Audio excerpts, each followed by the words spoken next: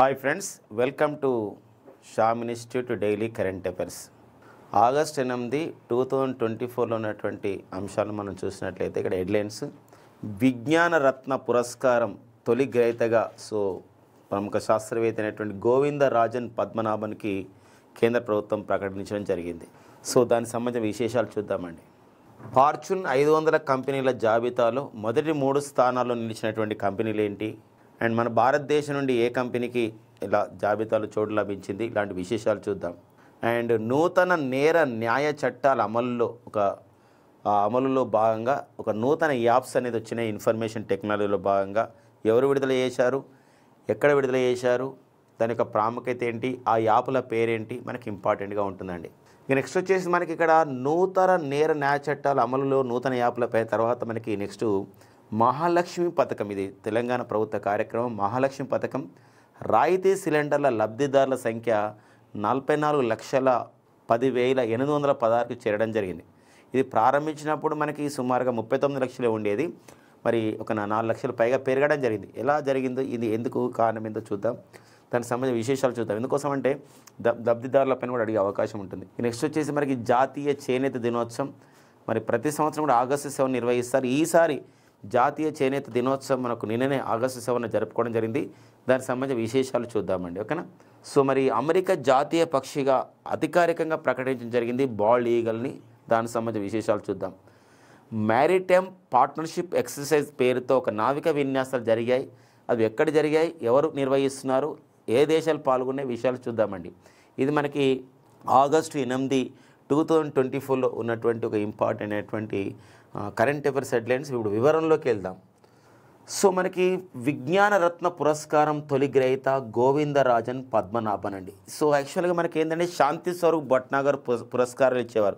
మన భారతదేశంలో శాస్త్ర సాంకేతిక రంగంలో కృషి చేసిన వారికి ఇచ్చే అత్యున్నతమైన అవార్డులలో శాంతి స్వరూప్ భట్నాగర్ అవార్డులు ఉండేది. అయితే లాస్ట్ ఇయర్ ఏం చేసిందంటే మన కేంద్ర ప్రభుత్వం కొన్ని కేటగిరీగా విభజించడం జరిగింది, కొన్ని విభాగాలు చేశారు. అంటే ఇక్కడ మన భారతదేశంలో శాస్త్ర సాంకేతిక రంగం అనేది చాలా ముందుకెళ్తుంది, ఒక లీడింగ్లో ఉంది, చాలా అచీవ్మెంట్స్ చేస్తున్నాం మనం ఈ శాస్త్ర సాంకేతిక రంగంలో.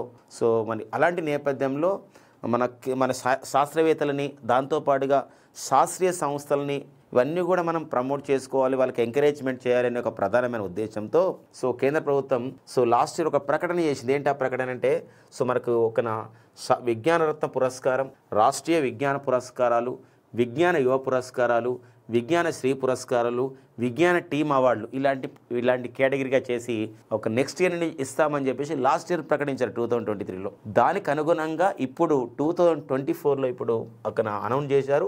ఈ అవార్డులను ఎప్పుడు ప్రదానం చేస్తారంటే ఈ నెలలోనే ఆగస్టు 23 అండి. ఈ నెల ఆగస్టు 23 ఇంపార్టెన్స్ ఏంటి my dear friends, August 23 importance ఏంటంటే ఈసారి తొలిసారిగా మనం జాతీయ అంతరిక్ష దినోత్సవం జరుపుకుంటున్నాము. జాతీయ అంతరిక్ష దినోత్సవం రోజున వీటిని ప్రదానం చేయబోతున్నాండి. జాతీయ అంతరిక్ష దినోత్సవం రోజున ప్రదానం చేయబోతారు అనమాట. మరి ఇది వెరీ వెరీ ఇంపార్టెంట్గా ఉంటుందండి మనకి. అయితే ఈ క్రమంలో భాగంగా విజ్ఞాన రత్న పురస్కారం అంటే ఇక నుండి మన భారతదేశంలో శాస్త్ర సాంకేతిక రంగంలో ఇచ్చే అత్యున్నతమైన బహుమతి ఏంది, highest award in the field of the science and technology in India అంటే that is Vigyan Ratna award by the government of India. అంటే ఒక భారతరత్న అవార్డు ఎలా చెప్పుకుంటాము, మన దేశంలో అత్యున్నతమైన పౌర పురస్కారం అంటే Bharat Ratna. The highest civilian award in India is Bharat Ratna. The highest prize money award given to the sports persons in India. మన భారతదేశంలో క్రీడా రంగంలో ఇచ్చే అత్యున్నతమైన అవార్డు, మన భారతదేశంలో క్రీడాకారులకు ఇచ్చే ఎక్కువ ప్రైజ్ మనీ గల పురస్కారం వచ్చేసి ఇది గతంలో రాజు ఖేల్ రత్న అనే వాళ్ళం, ఇప్పుడు మనము ఎలా పిలుస్తున్నామండి, మేజర్ ధ్యాన్ చంద్ ఖేల్ రత్న అవార్డు అని పిలుస్తున్నాం. మన భారతదేశంలో మరి ఇక్కడ సాహిత్యంలో ఇచ్చే అత్యున్నతమైన అవార్డు అంటే జ్ఞానపీఠ అవార్డు, భారతీయ జ్ఞానపీఠ అవార్డు. మన భారతదేశంలో ఒక సినిమా రంగంలో ఇచ్చే అత్యున్నతమైన అవార్డు అంటే దాదా సాహెబ్ పాల్కే అవార్డు. ఇలా అత్యున్నతమైన అవార్డులు అన్నీ ఉన్నాయి. మరి శాస్త్రీయ రంగంలో కూడా, శాస్త్ర సాంకేతిక రంగంలో కూడా ఇక నుండి మనకి మన శాస్త్ర సాంకేతిక రంగంలో కృషి చేసిన వాళ్ళకి ఇచ్చే అత్యున్నతమైన అవార్డు వచ్చేసి ఏదంటే ఇక్కడ విజ్ఞాన రత్న పురస్కారం అండి, విజ్ఞాన రత్న పురస్కారం. మరి తొలిసారిగా గ్రహీత ఎవరంటే గోవిందరాజన్ పద్మనాభన్ అండి. ఎవరండి? గోవిందరాజన్ పద్మనాభన్. అంటే శాస్త్ర సాంకేతిక రంగాల్లో పరిశోధనలు, నవ్య అంటే కొత్త ఆవిష్కరణలకు కృషి చేసే వారికి కోసం కేంద్ర ప్రభుత్వం 2024 నుండి కొత్తగా ప్రారంభించినటువంటి విజ్ఞాన అవార్డులని ప్రకటించడం జరిగిందనమాట. సో ఇందులో మనకి విజ్ఞాన రత్న విజ్ఞాన అవార్డులు అంటే ఇవన్నీ విజ్ఞాన అవార్డులే వస్తాయి. మొత్తం విజ్ఞాన అవార్డులు అంటే చూడండి, విజ్ఞాన రత్న అనేది ఒక అవార్డు, రాష్ట్రీయ విజ్ఞాన పురస్కారాలు, విజ్ఞాన్ యువ పురస్కారాలు, విజ్ఞాన్ శ్రీ పురస్కారాలు, విజ్ఞాన్ టీమ్ పురస్కారాలు అని చెప్పేసి ఇలా ఈ విభాగాలు ఇస్తున్నారన్నమాట. మరి ఈసారి రాష్ట్రీయ విజ్ఞాన పురస్కారాలకి ఎంతమంది శాస్త్రవేత్తలను ఆ విధంగా ఎంపిక చేయడం జరిగింది ఇవ్వడానికంటే గ్రహీతల సంఖ్య 33 మంది శాస్త్రవేత్తలని చేయడం జరిగింది. అండ్ విజ్ఞాన యువ పురస్కారాలని 18 మంది శాస్త్రవేత్తలకు ఇస్తున్నారు. నెంబర్ ఇంపార్టెంట్ అండి, ఇక్కడ 18 మంది శాస్త్రవేత్తలకు ఇస్తున్నారన్నమాట. ఏ రోజున ఆగస్టు 23, 2024 అండి. విజ్ఞానశ్రీ పురస్కారాలని 13 మంది శాస్త్రవేత్తలకు ఇస్తున్నారు. అండ్ విజ్ఞాన్ టీమ్ అవార్డు అంటే ఒక టీమ్గా ఏర్పడి సక్సెస్ అయినటువంటి వారు ఈరోజు ప్రపంచంలోనే ఒక అత్యున్నతమైనటువంటి ఆవిష్కరణగా గుర్తించబడింది మన చంద్రయాన్ 3 ప్రయోగం. మరి చంద్రయాన్ 3 సో ఎవరు చేయలేని ఒక ఘనతని సాధించింది చంద్రయాన్ 3. సో ఇలా మనకి జూలై 14, 2023 పంపించబడ్డ చంద్రయాన్ 3 మరి ఆగస్టు 23, 2023 చంద్రమండలంలోని దక్షిణ ధృవాన్ని ఆ విధంగా చేరింది. సో మరొక విజయవంతంగా ఇంతకు మునుపు ఎవరు కూడా చంద్రమండలంలోని దక్షిణ ధృవాన్ని చేరలేని సందర్భం అనమాట. అలా చంద్రయాన్ 3 ఆ సక్సెస్ కారణమైంది కాబట్టి ఈరోజు చంద్రయాన్ 3 మొత్తం బృందానికి అంతా కూడా ఇలా చంద్రయాన్ 3 ప్రాజెక్టు డైరెక్టర్, చంద్రయాన్ 3లో ఉన్నటువంటి శాస్త్రవేత్తలు, పాలు పంచుకున్న ప్రతి శాస్త్రవేత్త, అంతేకాకుండా దీనికి ఈ యొక్క ప్రయోగానికి ఒక బ్యాక్ బోన్గా ఉన్నటువంటి ఇస్రో చైర్మన్ అయినటువంటి వారందరూ కూడా చంద్రయాన్ 3 బృందానికి విజ్ఞాన్ టీమ్ అవార్డు ఇవ్వడం జరుగుతుందండి ఈసారి. మరి చంద్రయాన్ 3కి ప్రాజెక్ట్ డైరెక్టర్గా ఎవరున్నారని చెప్పేసి అంటే వారే పి వీరముత్తువేలు అండి. డాక్టర్ పి వీరముత్తువేలు మరి చంద్రయాన్ 3కి ప్రాజెక్ట్ డైరెక్టర్గా ఉన్నటువంటి విషయం అండి. మరి చంద్రయాన్ 3 ఉపగ్రహ ప్రయోగ సమయంలో మరి జూలై 2023లో ఈ ఉపగ్రహ ప్రయోగం జరుగుతున్నప్పుడు అప్పుడు ఇస్రో చైర్మన్, ప్రస్తుత ఇస్రో చైర్మన్ వారే శ్రీధర సోమనాథ్ గారు ప్రజెంట్ ఇస్రో చైర్మన్గా ఉన్నారు. వారే అప్పుడు కూడా ఉన్నారన్నమాట. ఇలాంటి విషయం. సో ఇది ఒక ఇంపార్టెన్స్గా మనం గుర్తుపెట్టుకోవాల్సిన అవసరం ఉంది. ఇలా ప్రతి అంశం కూడా ఇంపార్టెంట్ ఉంటుంది. మరి కేంద్ర శాస్త్ర సాంకేతిక రంగాల్లో కృషి చేసిన వారికి ఇచ్చే ఇక నుండి మన అత్యున్నతమైన అవార్డు మన భారతదేశంలో ఏమవుతుందండి, విజ్ఞాన రత్న. అన్నిటికీ విజ్ఞాన్ కలుస్తున్న చూడండి ఇక్కడ. సో రాష్ట్రీయ విజ్ఞాన పురస్కారాలు అంటే ఇది 2వ అత్యున్నతమైన పురస్కారాలు చెప్పుకోవచ్చు. విజ్ఞాన్ యువ పురస్కారాలు 3వ అత్యున్నత పురస్కారాలు అని చెప్పవచ్చు. విజ్ఞానశ్రీ 4వ అత్యున్నత పురస్కారాలుగా మనం చెప్పుకోవడానికి ఉంటుంది, లైక్ మనకి పద్మ అవార్డు లాగా.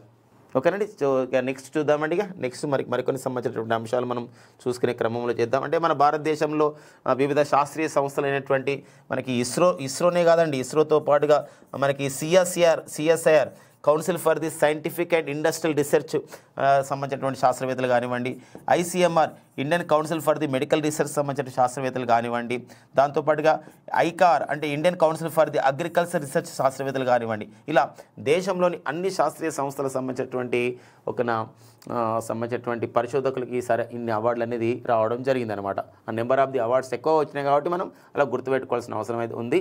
సో మెయిన్ మాత్రం విజ్ఞాన రత్న పురస్కారం తొలి గ్రహీతగా గోవిందరాజన్ పద్మనాభన్కి రావడం జరిగింది. అదంతా కూడా చూసుకోవాల్సిన అవసరం ఉందండి. ఓకేనా. నెక్స్ట్ వచ్చేసి మనకి ఇస్రో అంటున్నామని, ఇస్రో అంటే చైర్మన్ వచ్చేసి సోమనాథ్ గారు. సిఎస్ఐఆర్కి ప్రజెంట్ డైరెక్టర్ జనరల్ అంటే నల్లతంబి కలైసెల్వి. అండ్ ఐసిఎంఆర్కి డైరెక్టర్ జనరల్ అంటే ఎవరున్నారండి, రాజు బెహల్ ఉన్నారు. అండ్ ఐకార్ అంటే Indian council for the agriculture research, దానికి ప్రజెంట్ డైరెక్టర్ జనరల్ అంటే హిమాంశు పట్నాయక్ ఉన్నారనమాట. సో ఈ పాయింట్స్ మనం గుర్తుపెట్టుకోవాల్సిన అవసరం ఉందండి. ప్రతి పాయింట్ కూడా ఇక్కడ ఇంపార్టెంట్గా ఉంటుందండి. ఫార్చ్యూన్ 500 ఓకేనా కంపెనీల జాబితా అంటే గ్లోబల్ ఏ పేరుతో విడుదల చేసింది ఈ ఫార్చ్యూన్ అనే సంస్థ అంటే ఇది ఓకేనా global 500 the world's largest companies అనే పేరుతో లార్జెస్ట్ కంపెనీస్ అనే పేరుతో global 500 the world's largest companies అనే పేరుతో సో మనకి అంటే ఎట్లా అంటే ఆ కంపెనీలు ఎలా ఎదిగినాయి, ఆ కంపెనీలో ఇన్వెస్ట్మెంట్స్ ఎట్లా వచ్చినాయి, దాని మార్కెట్ క్యాపిటలైజేషన్ ఎలా ఉంది అని చెప్పేసి ఇట్లా ప్రపంచంలో అతిపెద్ద కంపెనీలు సంస్థలు ఏవని చెప్పేసి ఫార్చ్యూన్ అనే సంస్థ వాళ్ళు 500 కంపెనీల జాబితాను 2024లో విడుదల చేయడం జరిగిందండి. మరి ఇక్కడ మొదటి 3 స్థానాల్లో ఉన్నటువంటి కంపెనీలు ఏదంటే ఇక్కడ వాల్మార్ట్ సంస్థ అండి. ఇదొక సంబంధించినటువంటి ఒక షాపింగ్ సంస్థ.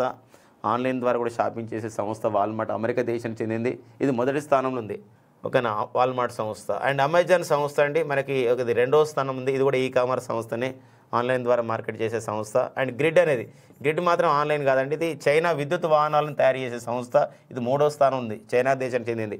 ఇక మన భారత సంస్థ రిలయన్స్ ఇండస్ట్రీస్ లిమిటెడ్ 86వ స్థానంలో నిలబడడం జరిగిందండి. ముఖేష్ అంబానీ గారి నేతృత్వంలో ఉన్నటువంటి సో మనకి ఇక్కడ ఒకనా RIL అంటే రిలయన్స్ ఇండస్ట్రీస్ లిమిటెడ్ 86వ స్థానంలో ఉండడం జరిగిందనమాట. అందుకోసం ఇక్కడ ఇచ్చా చూసారా మనకి ఇందులో Reliance Industries claims to the 86th in Fortune Global 500 list for the 2024 అండి. ఓకేనా. సో వెరీ ఇంపార్టెంట్గా ఈ యొక్క రిపోర్ట్స్ విషయంలో, నివేదికల విషయంలో, ఇండెక్సెస్ విషయంలో ఈ పాయింట్ గుర్తుపెట్టుకోవాల్సిన అవసరం ఉంటుందండి. ఈ నెక్స్ట్ వచ్చేసి ఫ్రెండ్స్ మనందరికీ తెలుసు నూతన నేర న్యాయ చట్టాలు అంటే ఒకనా IPC కానివ్వండి, అంటే మనకు మన జూలై 1 నుంచి జూలై 1, 2024 నుండి సో మన దగ్గర నూతన నేర న్యాయ చట్టాలు అనేది అమల్లోకి వచ్చినాయన్నమాట. గతంలో ఉన్నటువంటి IPC పేరుని మనము అంటే పేరునే కాదు కొన్ని సెక్షన్లు కూడా మార్చడం జరిగింది, కొన్ని యాడ్ చేయడం జరిగింది. IPC భారతీయ న్యాయ సమితి అని చెప్పేసి, and code of the criminal ప్రొసీజర్ని మనకి భారతీయ నాగరిక సురక్ష సమితిగా మార్చడం జరిగింది. అండ్ ఇండియన్ ఎవిడెన్స్ యాక్ట్ పేరుని ఎలా మార్చడం జరిగిందంటే భారతీయ సాక్ష్యధనంగా మార్చుకొని సో జూలై 1, 2024 నుండి అమల్లోకి తీసుకురావడం జరిగింది. ఈ క్రమంలో మరి ఎన్నో చట్టాలు మారే కొన్ని యాడ్ చేయడం జరిగింది. ఈ క్రమంలోనే దేశంలో అందరు IPS ఆఫీసర్స్కి హోంశాఖ పరిధిలో ఉన్నటువంటి అందరికీ కూడా పోలీస్ స్టేషన్లు ఇవన్నీ కూడా వాళ్ళకి సరైనటువంటి అవగాహన ఉండే ఉద్దేశంతో సో ఒక 4 యాప్లు ప్రారంభించడం జరిగిందండి. నూతన నేర న్యాయ చట్టాల అమల్లో నూతన యాప్లు అనమాట. ఏంటి ఆ నూతన యాప్లు అంటే ఇక్కడ ఈ సాక్షి అనే ఒక యాప్, న్యాయ సేతు అనే ఒక యాప్ అండి, న్యాయ శృతి అనే ఒక యాప్, అండ్ ఈ సమాన్స్ యాప్. అంటే ఈ నూతన నేర న్యాయ చట్టాలు ఒకటి ఉందండి, ఆన్లైన్ ద్వారా కూడా మనం FIR నమోదు చేసుకోవచ్చు. ఓకేనా. ఇప్పుడు ఇక్కడ ఏంటంటే ఇప్పుడు నకిలీ నోట్ల తయారు చేసిన ఇవన్నీ కూడా ఉగ్రవాదం కిందకి వస్తాయి, స్మగ్లింగ్ కూడా ఉగ్రవాదం కిందకి వస్తున్న సందర్భం ఉంటుంది ఇక్కడ.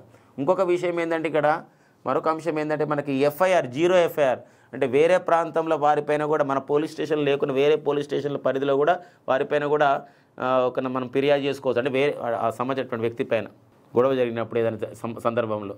అంతేకాకుండా SMS ద్వారా కూడా మనం సమాన్లు పంపించవచ్చు. అంటే అందుకోసం ఇప్పుడు చూడండి ఈ సమాన్స్ యాప్ అనేది చేయడం జరిగిందనమాట. ఇది ministry of the home affairs అంటే కేంద్ర హోంశాఖ మంత్రి అయినటువంటి అమిత్ షా గారు, సో కేంద్ర హోంశాఖ మంత్రిని సహకార శాఖ మంత్రిగా పనిచేస్తున్న అమిత్ షా గారు సో చండీగఢ్లో ఇది ప్రారంభించడం జరిగింది. నూతన నేర న్యాయ చట్టాల అమల్లో నూతన యాప్లను ప్రారంభించడం జరిగిందనమాట. వెరీ ఇంపార్టెంట్గా ఉంటాయి. ఈ యాప్లలో ప్రారంభించినది కానిది అంటాడు. అలాంటప్పుడు ఈ సాక్ష్య, న్యాయసేతు, న్యాయశృతి అండ్ ఈ సమాన్స్ అనే యాప్ని గుర్తుపెట్టుకోవాల్సిన అవసరం ఉంటుందండి. ఓకేనా. ఇన్ఫర్మేషన్ టెక్నాలజీలో మనకి ఉన్నటువంటి బిట్లు అనమాట ఇవి. ఓకేనా. నెక్స్ట్ చూద్దాం. తెలంగాణ రాష్ట్ర ప్రభుత్వ కార్యక్రమం అండి మహాలక్ష్మి పథకం. సో మహాలక్ష్మి అంటే 2 ఉంటాయండి. మహాలక్ష్మి ఒకటి వచ్చేసి ఉచిత బస్సు పథకం కూడా మహాలక్ష్మి అండి. మహిళలకి మనకి ఆర్డినరీ అండ్ ఎక్స్ప్రెస్ బస్సులలో ఉచితంగా ప్రయాణం కల్పిస్తున్నారు చూడండి, అది కూడా మహాలక్ష్మి స్కీమే. ఈ ఉచితంగా మహిళలకి ఉచిత బస్సు ప్రయాణం ఏదైతే ఉందో మరి ఉచిత బస్సు ప్రయాణ కార్యక్రమం మహాలక్ష్మి స్కీమ్ను ఏ రోజు ప్రారంభించారంటే డిసెంబర్ 9, 2023 హైదరాబాద్లో ప్రారంభించడం జరిగింది. అయితే మహాలక్ష్మి పథకంలో రాయితీ సిలిండర్లు అనమాట. అంటే 500 రూపాయలకే సిలిండర్ ఇస్తారు. ఇప్పుడు సుమారుగా మనకి ఈ LPG ఈ గ్యాస్ అనేది ఎంత, వంట గ్యాస్ అనేది 850 రూపాయలు 900 రూపాయల మధ్యలో ఉంది. అంటే ఇక్కడ 500 రూపాయలు ప్రభుత్వం పే చేస్తుంది, అంటే 500 రూపాయలకే ఇస్తుంది. అంటే మిగతా డబ్బులు మనం పే చేసుకుంటాం, మనం ఇస్తాం. ఆ మిగతా డబ్బులు అనేది మన అకౌంట్లో వస్తాయి అనమాట. అది సో రాయితీ సిలిండర్ల లబ్ధిదారులకి ఏంటంటే 500 రూపాయలకే ఏం చేస్తారంటే సిలిండర్ ఇస్తున్నారు, గ్యాస్ సిలిండర్, వంట గ్యాస్ సిలిండర్. సో ఫిబ్రవరి 27, 2024 ఈ పథకం ప్రారంభించారండి. ఫిబ్రవరి 27, 2024 ప్రారంభించారు. అప్పుడు ప్రారంభించినప్పుడు తెలంగాణ రాష్ట్రంలో తెలంగాణ సంబంధించినటువంటి రాష్ట్రంలో తెలంగాణ ప్రభుత్వ కార్యక్రమం ఇది. సో మనకి 39,50,884 మంది లబ్ధిదారులు ఉన్నారు. ఇప్పుడు ప్రజాపాలన కార్యక్రమం ద్వారా అప్లికేషన్స్ వచ్చినాయి. ఇప్పుడు మున్సిపాలిటీలో కానీ మిగతా గ్రామ పంచాయతీలలో కూడా మళ్ళీ అప్లికేషన్ తీసుకుంటున్నారు. ఇలాంటి క్రమంలో ప్రజాపాలన కేంద్రాల్లో సవరణలు చేయడం ద్వారా మరో 4.60 లక్షల మంది ఇప్పుడు యాడ్ అయ్యారు. దీంతో కలుపుకొని మొత్తం కూడా ఇప్పుడు మహాలక్ష్మి పథకం ద్వారా లబ్ధిదారుల సంఖ్య 44 లక్షలకు చేరింది. అంటే 44,10,816 మందికి చేరడం జరిగిందనమాట. మరి అత్యధికంగా ఈ మహాలక్ష్మి పథకం రాయితీ సిలిండర్ల లబ్ధిదారుల్లో అత్యధికంగా ఏ ప్రాంతం ఉందంటే greater Hyderabad municipal corporation GHMC ప్రాంతంలో 4,23,993 మంది ఉన్నారు. అలాగా కూడా జిల్లాలలో మనం చూసినట్లయితే అత్యధికంగా ఈ మహాలక్ష్మి పథకంలో రాయితీ సిలిండర్ల లబ్ధిదారులు ఏ జిల్లాలో ఎక్కువ ఉన్నారంటే నల్గొండ జిల్లా మొదటి స్థానం ఉన్నారు, ఖమ్మం జిల్లా 2వ స్థానం ఉంది, ఎక్కువ నెంబర్లో నిజామాబాద్ 3వ స్థానం ఉంది. నల్గొండ జిల్లాలో అయితే 2,38,251 మంది లబ్ధిదారులు, ఖమ్మం జిల్లాలో అయితే 2,31,898 మంది, అండ్ నిజామాబాద్ జిల్లాలో 2,24,865 మంది. అండ్ అత్యల్పంగా ఎక్కడ ఉన్నారంటే అతి తక్కువగా అంటే మళ్ళీ 3 జిల్లాలు అతి తక్కువగా లబ్ధిదారులు అంటే నారాయణపేట జిల్లా అంటే ఉమ్మడి మహబూబ్నగర్ జిల్లాలో 60,934 మంది ఉన్నారు. భూపాలపల్లి జిల్లా అంటే ఉమ్మడి వరంగల్ జిల్లాలో మరి అక్కడ భూపాలపల్లి జిల్లాలో అంటే ఇది మొత్తం జయశంకర భూపాలపల్లి జిల్లా అంటారండి. ఇది అంటే రెండో అత్యల్పం అన్నమాట. ఇది అతి తక్కువ అంటే నారాయణపేట, రెండో అతి తక్కువ అంటే భూపాలపల్లి 65,258 అండ్ వనపర్తిలో 73,768 అనమాట. ఇది అది ఎక్కువ లబ్ధిదారులు ఎక్కడున్నారు, మొత్తం లబ్ధిదారులు ఎక్కడున్నారు ఈ ప్రాంతం, ఇలాంటి వాటిపైన మనకి కరెంట్ ఎకనమీ అండ్ తెలంగాణ ప్రభుత్వ కార్యక్రమాలపైన క్వశ్చన్స్ అడుగుతారు కాబట్టి ఈ విషయాన్ని మనం గుర్తుపెట్టుకోవాల్సిన అవసరం అయితే ఉంటుందండి. ఈ జాతీయ చేనేత దినోత్సవ సందర్భం అండి. యాక్చువల్గా ఆగస్టు 7 మనకు జాతీయ చేనేత దినోత్సవం జరుపుకుంటూ ఉంటాం. ఈ సందర్భంగా మనం నిన్న కూడా చెప్పుకున్నాం. ఈ సందర్భంగా మరి ఏం కార్యక్రమాలు జరిగినాయో చూద్దామండి. ఆల్రెడీ మనం న్యూఢిల్లీలో మాత్రం చేనేత సంబంధించినటువంటి ఎగ్జిబిషన్ నడుస్తూ ఉంది.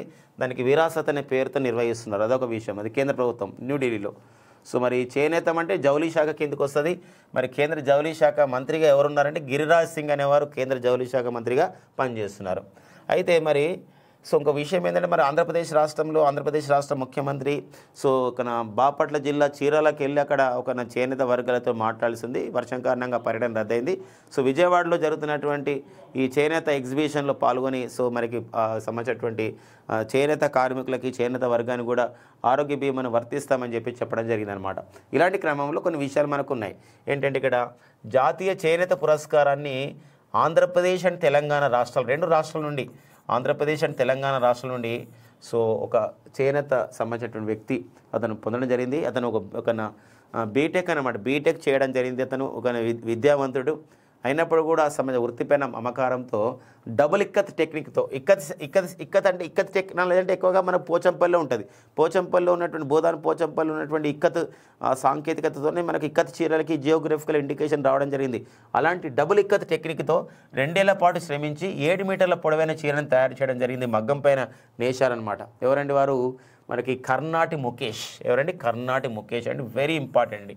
వీరికి కర్ణాటి ముఖేష్ గుర్తుపెట్టుకోండి. ఇది నా తెలుగు 2 రాష్ట్రాల ఎగ్జామ్స్ రాసే వాళ్ళకి గుర్తుపెట్టుకోండి. ఇది కర్ణాటి ముఖేష్కు వీరికి జాతీయ చేనేత పురస్కారం రావడం జరిగిందండి 2023 సంవత్సరానికి.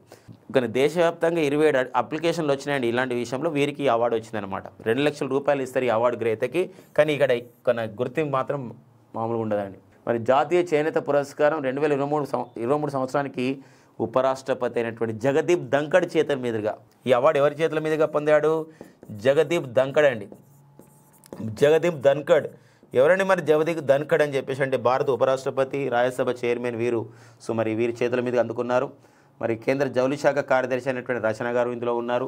వారితో పాటుగా మరి కేంద్ర జౌళి శాఖ మంత్రి అయినటువంటి గిరిరాజ్ సింగ్ కూడా ఇందులో పాల్గొనడం జరిగింది. మరి ఎవరు మరి మన కర్ణాటి ముఖేష్ గారు అంటే వీరు మన తెలంగాణ రాష్ట్రంలోని యాదాద్రి భువనగిరి జిల్లా చౌటుప్పల్ మండలం కొయ్యలగూడెంకు చెందినవారండి. కొయ్యలగూడెంకు చెందినవారు వీరు. మరి ఒక ఇంపార్టెంట్గా చూసుకోవాలి. అంతేకాకుండా ఇది జాతీయ అవార్డు. తెలంగాణ రాష్ట్ర ప్రభుత్వం కూడా మరి జాతీయ చేనేత దినోత్సవం సందర్భంగా కొండా లక్ష్మణ్ బాపూజీ పేరుపైన అవార్డులు ఇస్తారండి. మరి కొండా లక్ష్మణ్ బాపూజీ తెలంగాణ తొలిదశ ఉద్యమంలో 1969లో తన మంత్రి పదవికి రాజీనామా చేసి తెలంగాణ ఉద్యమానికి సపోర్ట్ చేసిన వ్యక్తి కొండా లక్ష్మణ్ బాపూజీ. మరి వారి యొక్క పేరుపైన ఈ అవార్డులు ఇచ్చినారు. ఈసారి మరి 32 మంది నేతన్నలకి చేనేత కార్మికులకు ఇచ్చారు. 25,000 రూపాయలు ఒక్కొక్కరికి ఇవ్వడం జరిగింది. మరి ఈ కార్యక్రమంలో తెలంగాణ రాష్ట్ర వ్యవసాయ శాఖ మంత్రి, చేనేత మార్కెటింగ్ సహకార శాఖ మంత్రి అయినటువంటి తుమ్మల నాగేశ్వరరావు గారు కూడా పాల్గొనడం జరిగింది. వెరీ ఇంపార్టెంట్గా ఉంటుందండి. జాతీయ చేనేత దినోత్సవం సో మరి ఆగస్టు 7, 2024 ఈసారి దినోత్సవ ప్రత్యేకత ఏంటంటే ఇది పదవ జాతీయ చేనేత దినోత్సవం అండి. 10వ జాతీయ చేనేత దినోత్సవం 2015 నుండి జరుపుకుంటున్నారు. 2015 నుండి లెక్క పెట్టుకుంటే ఇప్పుడు ఏమవుతుందంటే ఇది ఒక 15వ జాతీయ చేనేత దినోత్సవం అనేది అవుతున్న విషయాన్ని గమనించాలి. ఓకేనా. ఇదే ఆగస్టు 7 ఇంకొక దినోత్సవం కూడా నిన్న చెప్పుకున్నాం మనం, జాతీయ జావలిన్ దినోత్సవం. మరి జావలిన్ క్రీడాకారుడైనటువంటి నీరజ్ చోప్రా మరి ఈరోజు తన భవితవ్యం చేసుకోబోతున్నారు. మరి ఒక అవార్డు రావాలని కోరుకుందాం. సో మరి ఒలింపిక్ క్రీడల్లో మరి వారు 2021లో ఆగస్ట్ 7 రోజున 87.58 సంవత్సరం మీటర్లు విసిరేసి 87 మరి పైన మీటర్లు విసిరేసి అక్కడ స్వర్ణ పథకం సాధించడం జరిగింది నీరజ్ చోప్రా జావలిన్లో. ఆ క్రమంలోనే ఆగస్ట్ 7ని మనం జాతీయ చేనేత దినోత్సవంగా జరుపుకుంటున్నాం.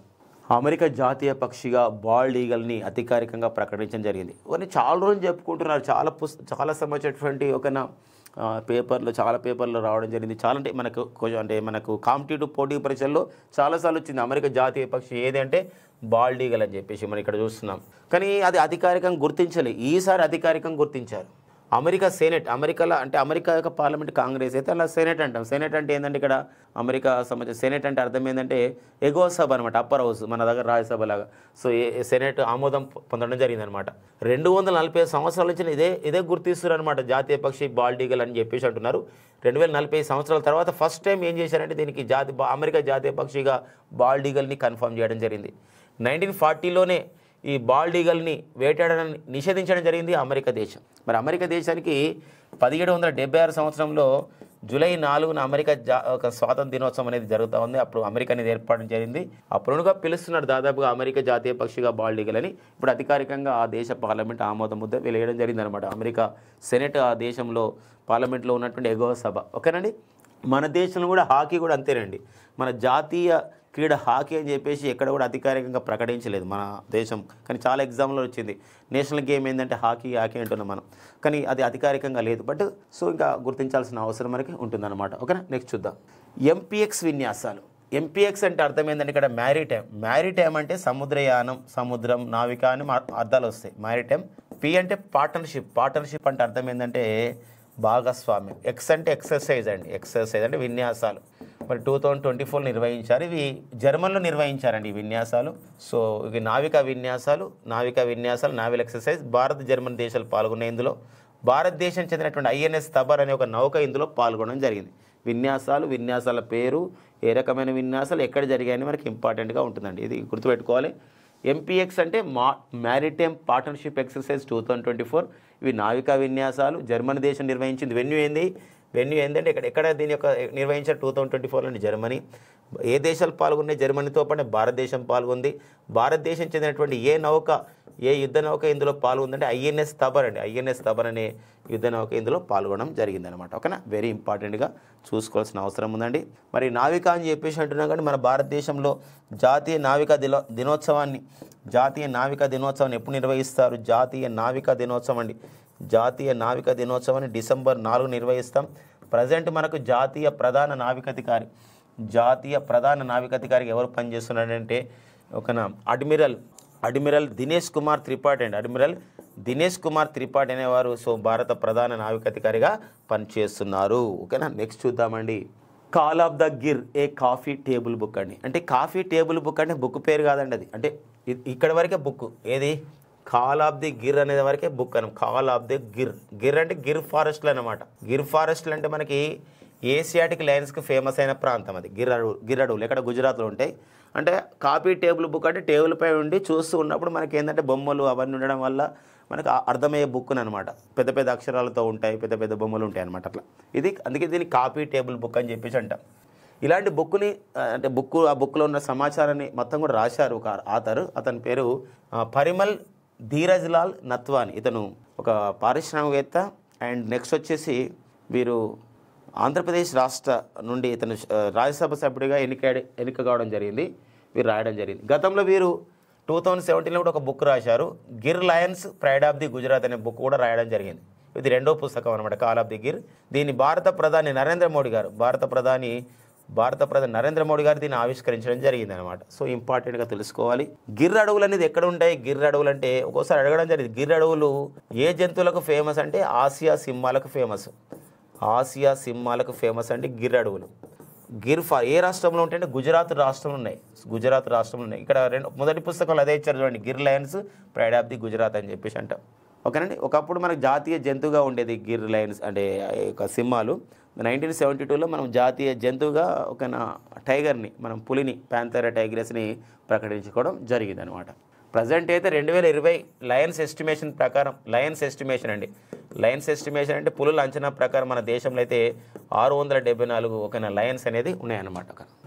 సో మొదటి బిమ్స్టెక్ వాణిజ్య సదస్సు న్యూఢిల్లీలో నిర్వహించడం జరిగింది. ఫస్ట్ టైం బిమ్స్టెక్ వాణిజ్య సదస్సు. బిమ్స్టెక్ అంటే ఇది ఒక కూటమి అండి. 1997లో ఏర్పాటు చేయబడింది. ఢాకా కేంద్రంగా ఏర్పాటు చేయబడింది. ఢాకా దీని ప్రధాన కార్యాలయం ఉంటుంది. Bay of Bengal initiative for the multi sectoral technical and economic cooperation అని అంటామండి. దీని యొక్క అబ్రివేషన్ చూసినట్లయితే బే ఆఫ్ బెంగాల్ అంటే బంగాళాఖాతం, బే ఆఫ్ బెంగాల్ ఇనిషియేటివ్ ఫర్ ఒక multi sectoral technical and economic cooperation అని చెప్పేసి అంటాం. సో బంగాళాఖాత తీర ప్రాంత దేశాల బహుళ ప్రయోజన ఆర్థిక సాంకేతిక సహకార సంస్థగా పిలుస్తాం బిమ్స్టెక్ని. మరి 7 దేశాలు ఉంటాయండి బిమ్స్టెక్లో. ఒక భారత్తో పాటుగా, భారతదేశం ఉంటుంది బిమ్స్టెక్ సభ్య దేశంగా. భారత్తో పాటుగా నేపాల్తో పాటుగా భూటాన్ అండి, భూటాన్తో పాటుగా బంగ్లాదేశ్, సో బంగ్లాదేశ్తో పాటుగా మనకి మయన్మార్తో పాటుగా థాయిలాండ్తో పాటుగా మనకు 7వ సభ్య దేశంగా అక్కడ శ్రీలంక దేశాలు ఉంటాయండి. మొత్తం 7 సభ్య దేశాలు ఉంటాయి బిమ్స్టెక్లో. సార్క్ తన ఉనికిని కోల్పోయిన నేపథ్యంలో బిమ్స్టెక్ కూటమికి భారత్ ప్రాధాన్యత ఇస్తుంది. మరి బిమ్స్టెక్ యొక్క బిజినెస్ సమితి అనమాట, వాణిజ్య సదస్సు న్యూఢిల్లీ నిర్వహించుకోవడం జరుగుతుంది. దీని కేంద్ర విదేశీ వ్యవహారాల శాఖ మంత్రి అయిన సుబ్రహ్మణ్యం జయశంకర్ గారు పాల్గొన్నారు ఇందులో. మరి కేంద్ర పరిశ్రమలు వాణిజ్య శాఖ మంత్రి అండి, కేంద్ర పరిశ్రమలు ఇండస్ట్రీస్ అండ్ కామర్స్, కేంద్ర పరిశ్రమలు వాణిజ్య శాఖ మంత్రి అయినటువంటి పీయూష్ గోయల్ గారు కూడా ఇందులో పాల్గొనడం జరిగిందనమాట. ఇక నిర్ణయాలు అనేది ఇంకా ప్రకటించలేదు, సో దానిపైన చూద్దామండి. ఓకేనా. సో వినేష్ పోగట్ అండి. సో మరి వినేష్ పోగట్, సో వీరి మనము గొప్ప పథకం రాబోతుంది మన భారతదేశానికి రెజ్లింగ్లో అని చెప్పేసి ఎంతో గొప్పగా మనం చెప్పుకోవడం జరిగింది. కానీ సో ఆమె అంటే 100 గ్రాములు ఎక్కువగా ఉండడం వల్ల పోటీలో ఆమె 50 కిలోల విభాగంలో పోటీ పడింది, ఫైనల్కి చేరింది. అలాంటి ఫైనల్ అంటే ఒలింపిక్ క్రీడల్లో రెజ్లింగ్లో ఫైనల్కి చేరినటువంటి తొలి మహిళ కూడా గుర్తించబడింది. ఆమె గెలిస్తే స్వర్ణం వచ్చేది, రెండోసారి మనకి లేకపోతే సిల్వర్ వచ్చేది. అలాంటి క్రమం అనమాట వినేష్ పోగట్. మరి వినేష్ పోగట్ ఆమె 100 గ్రాముల అధిక బరువు అనే ఉండడం వల్ల పోటీ నుండి నిష్క్రమించడం జరిగింది. ఒలింపిక్ సంఘం వాళ్ళు ఆమెను అనర్హత వేటు వేయడం జరిగింది అనమాట, డిస్క్వాలిఫై చేయడం జరిగింది. సో కాబట్టి వినేష్ పోగట్ ఈ వ్యధ తీరనిది అని చెప్పేసి మనం చెప్పుకుంటున్నాం. సో తన అర్హతను సవాల్ చేస్తూ వినేష్ పోగట్ మరి క్రీడాకారులకు ఉండాల్సిందే క్రీడా స్ఫూర్తి, ఆ క్రీడా స్ఫూర్తిని ప్రదర్శించింది. కానీ నేను ఓడాను కానీ రెజ్లింగ్ ఓడలేదు అని చెప్పేసి ఆమె ట్వీట్ చేయడం జరిగింది అనమాట, ప్రకటించడం జరిగింది. సో కష్టాల్లో ఉన్నప్పుడే తన యొక్క మాటలు అనేది ప్రపంచానికి గొప్పగా అర్థమయ్యే విధంగా మాట్లాడింది ఆమె. సో వినేష్ పోగట్ తన అర్హతను సవాల్ చేస్తూ కోర్ట్ ఆఫ్ ది ఆర్బిట్రేషన్ అంటామండి. ఇది మనకి court of the arbitration for the sports ఈ సంస్థలో ఫిర్యాదు చేసిందనమాట. అంతర్జాతీయ ఒలింపిక్ సంఘానికి అనుబంధంగా పనిచేస్తుంది, దీన్ని కాస్ అని పిలుస్తాం. Court of the arbitration for స్పోర్ట్స్లో ఫిర్యాదు చేసింది. ఎందుకు నాకు ఇలా చేశారు, ఓన్లీ 100 గ్రాములు అధిక బరువు ఉండడం వల్ల ఏమైనా అవకాశం ఉందా, ఒకసారి పునరాలోచించండి. ఒకవేళ వాళ్ళు ఆలోచించి ఆ విధంగా అనుకోండి వెంటనే సిల్వర్ మెడల్ వస్తుంది మనకి ఈ వినేష్ పోగట్కి. సో మరి ఈ క్రమంలో మనం గుర్తుపెట్టుకోవాలి, మరి మహిళల జాతీయ కోచ్గా ఈ రెజ్లింగ్ విభాగానికి మహిళల జాతీయ కోచ్గా పనిచేస్తున్న వారు వీరేందర్ దాహియా. సో మరి వారు కూడా స్పందించడం జరిగింది. సో వీరు అనారోగ్యం అయినారు, కొంచెం అయినా కోలుకున్నారు అని చెప్పేసి వినేష్ పోగట్ పైన వ్యాఖ్యలు చేయడం జరిగింది. కాబట్టి మనకి వినేష్ పోగట్ ఈ వ్యధ తీరనిది. మరి 100 గ్రాములు అధిక బరువు ఉండడం అంటే 50 కిలోల విభాగంలో పోటీ పడింది, జస్ట్ ఇట్లా 100 గ్రాములు అధిక బరువు ఉండడం వల్ల అలా సంబంధించినటువంటి ఉపద్రవం వచ్చి ఆశల సౌదాన్ని కూల్చేసింది అని చెప్పేసి మనం చెప్పుకుంటున్నాం. సో మనకి మరి వీరు వెంటనే ఈమె ఆసుపత్రిలో చేరైంది కొంచెం అనారోగ్యం వల్ల, తర్వాత కోలుకోవడం జరిగింది. సో ఇంకొకటి ఏంటంటే మీ రెజ్లింగ్ క్రీడ నుండి రిటైర్మెంట్ని ప్రకటించడం జరిగిందని చెప్తున్నారన్నమాట. సో మరి వీరు వాళ్ళ కుటుంబీకులు కానీ అభిమానులు కానీ మళ్ళీ రిటైర్మెంట్ని ఉపసంహరించుకోండి, మళ్ళీ వచ్చే క్రీడల్లో పాల్గొనండి. ఫెయిల్యూర్స్ అనేది stepping stone to the success ఉంటాయి. కానీ ఇక్కడ ఫెయిల్యూర్గా చెప్పలేము, ఎందుకోసం అంటే ఆమె ఆట ఆడింది. కానీ ఏమైందంటే ఇక్కడ ఈ యొక్క రూల్స్ అండ్ రెగ్యులేషన్స్ వల్ల ఇలా జరిగిందని చెప్తున్నాం అనమాట. ఓకేనండి. సో వినేష్ ఫోగట్ ఏమైనప్పుడు కూడా ఒక గొప్ప క్రీడాకారిని, ఒక స్పోర్టివ్నెస్ని ప్రదర్శిస్తున్న క్రీడాకారిగా చెప్పొచ్చు. సో వినేష్ ఫోగట్ రెజ్లింగ్ క్రీడాకారిగా ఎంతో గుర్తింపు అయితే పొందడం జరిగిందనమాట. ఇవన్నీ మనకి ఆగస్టు 8, 2024లో ఉన్నటువంటి ముఖ్యమైన current affairs. Thank you friends and all the best.